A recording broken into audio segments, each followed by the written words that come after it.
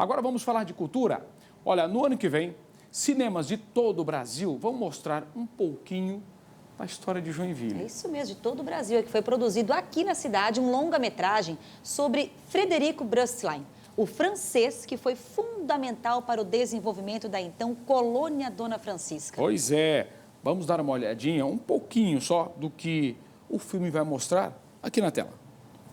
O filme Uma Carta para Ferdinand conta a história do francês Frederico Brustlein, um homem que nasceu em 1835, mas que voltou a Joinville em 2018 para ver o que mudou na cidade que ele ajudou a fundar.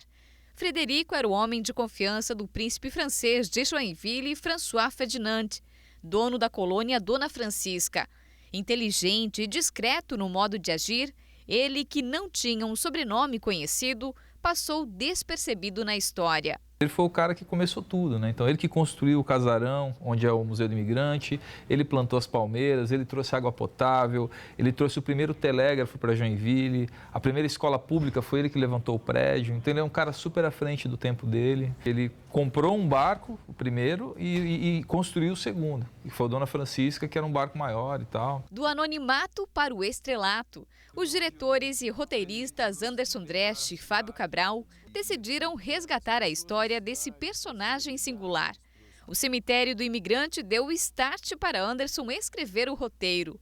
Aqui ele teve a certeza de que Frederico, tão despachado na vida profissional, era enrolado nos assuntos do coração. O protagonista do longa tinha um amor mal resolvido. Ela está enterrada do lado do Frederico, no Cemitério do Imigrante, né? E realmente está o túmulo do Frederico, está a Mela e o Júlio. Então ela está no meio dos dois, do marido e do Frederico, que eram um apaixonado por ela, né? Aí tem várias histórias que eles se olhavam pela sacada do casarão e tal, né? Tem alguma coisa nesse sentido. Existe essa história desse amor pela Mela e a Mela, só que é um amor que a princípio nunca se consumou, porque a Mela casou com o Júlio, teve sua família, né?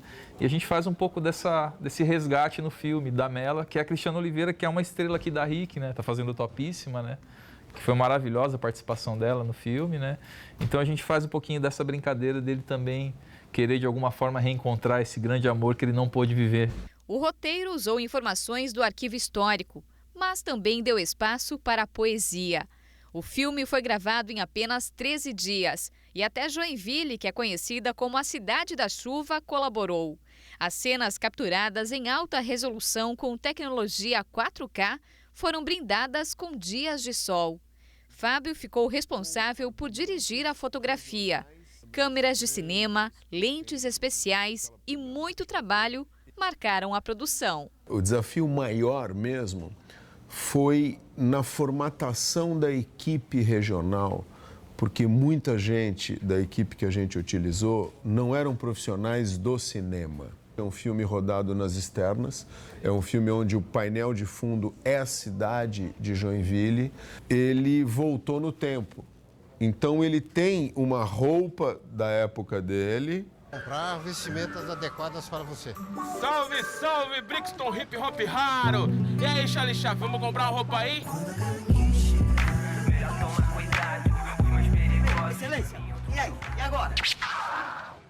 Que raio de vestes são essas? Então a gente fez assim, um filme onde alguns personagens voltaram no tempo, mas a gente viveu os dias de hoje. No dia 11 de novembro acontece o pré-lançamento aqui em Joinville, apenas para convidados. Mas o público pode ficar tranquilo, porque essa história de amor estará nas telonas de todo o país em 2020, com o lançamento nacional. É um presente para a cidade. A gente está mostrando para a cidade e para todos os nossos convidados da produtora e da RIC, que é uma apoiadora da Van Premiere, uma apoiadora do lançamento do nosso filme. A partir de 2020, nós vamos ter a distribuição nacional feita pela Pandora Filmes, que é uma distribuidora tradicional, estabelecida em São Paulo, que abraçou o Carta para Ferdinand como uma produção regional. Levar a história de Joinville para o Brasil com o cinema, para essa professora, é uma conquista que descentraliza a cultura. Para reafirmar a nossa própria história, a gente não pode esperar que alguém de São Paulo vá contar a história de Joinville, né? Isso não vai acontecer. A gente precisa dos profissionais daqui, produzindo cinema daqui e que o público possa prestigiar, possa ir assistir às nossas produções. A primeira sessão de cinema aconteceu no Brasil em 1896. De lá para cá, a indústria cinematográfica trabalhou para abrir caminhos e conquistar o seu espaço. E os especialistas garantem: o cinema brasileiro conseguiu encontrar a sua identidade em meio às produções mundiais. Tem um histórico aí, o cinema novo, vários momentos do cinema brasileiro que se preocuparam em trazer a identidade do brasileiro. Hoje o cinema brasileiro está se firmando no gênero de terror, por exemplo, que é uma coisa que antigamente a gente não tinha tradição, mas é o terror, é a comédia, é o drama.